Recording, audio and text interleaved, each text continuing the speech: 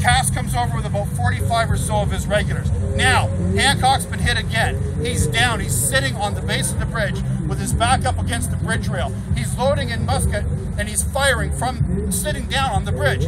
Dean now pulls back to the far side, seeing the Americans, and he's now starting to shoot downriver as he sees the Americans crossing the streams and they're working their way out of the tree line. Finally, after about another 20 minutes or so, about 35 of the American militia break out of the tree. They're now on our side of the river, getting ready to attack the south side of the bridge. Dean sees them coming, and he's loading his musket, firing as quickly as he can, and the unthinkable happens. An American musket ball strikes him in the upper part of the left arm.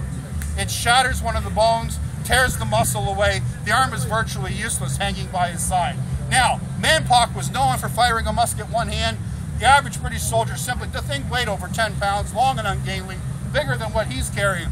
And now he can't load and fire his musket. He can't give fire. So he casts the musket off into the weeds. There's about 20 Americans that have now broken out of the tree line and they're running towards him and they're going to take him prisoner. He's got one arm left. His left arm is down, bleeding and useless. His right arm, he can't carry his musket. He sees the Americans. He reaches over to his left hip and he draws his bayonet. Now this is little. Bayonet is 17 inches long of cold London steel. Then he draws the bayonet, and as the Americans are running at him, he dares them, "Come and get me! Come and get me! Come and get me!" And they do, and it takes 4 regular American soldiers to wrestle Dean down to the dirt. They get him down to the dirt. They got him pinned down, including his destroyed arm.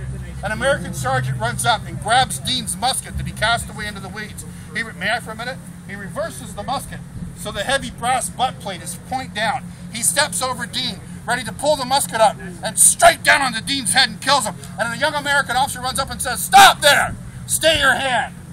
A soldier that brave doesn't deserve to die like a dog in the dirt. You get him up out of there, treat his wound. We'll take him prisoner.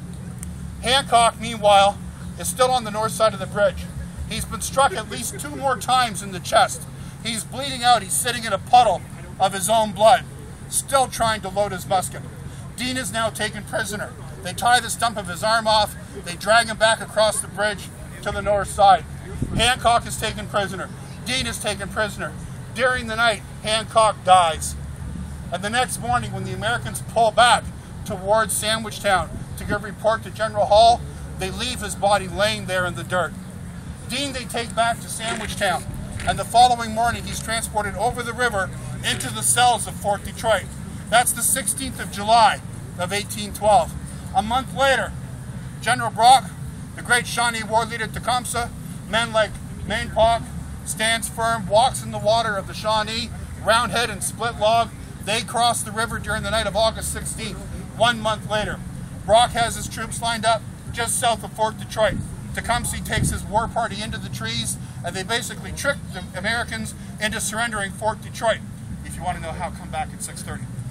But they tricked the Americans into surrendering Fort Detroit. Now, what has one captured British soldier got to do with the capture of Fort Detroit?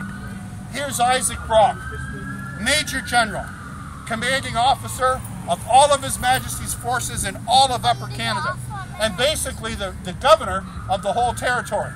He is in command of everything. He's got thousands of troops he's responsible for, militia, native allies, the administration of the entire colony.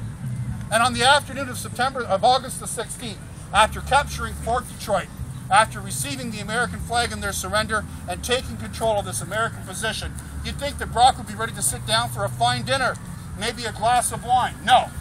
The last thing he does before he crosses the river back into Sandwichtown is he goes into the cells of Fort Detroit. This is the commanding general of the entire army. Goes into the cells of Fort Detroit, takes the key off the wall, unlocks the cell where Private Dean is being held prisoner, and in his full dress uniform, with all of his braid and lace and ribbons, he goes into the cell to where Dean's been laying a prisoner for a month. The left arm has now been amputated, the wound is suppurated and rotting.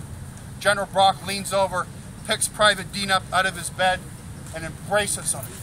Calls him a credit to the military calling, sends him out to meet some of his friends from the 41st who are now a part of the capture of Fort Detroit. He's transported back across the river, given medical care, food, and I'm sure a sip or two of something medicinal in purpose. General Brock cared enough about his individual soldiers to rescue one captured private from cells. Private Hancock would become the first casualty of the War of 1812, killed by the hostile fire of his enemy. Private Dean would be the first prisoner, but he didn't finish the war in captivity because our general cared enough about one private soldier to open that cell door. At about 6:30 tonight, we're going to be talking about the capture of Fort Detroit. I hope you can come back. In the meantime, drink lots of water and wear sunscreen.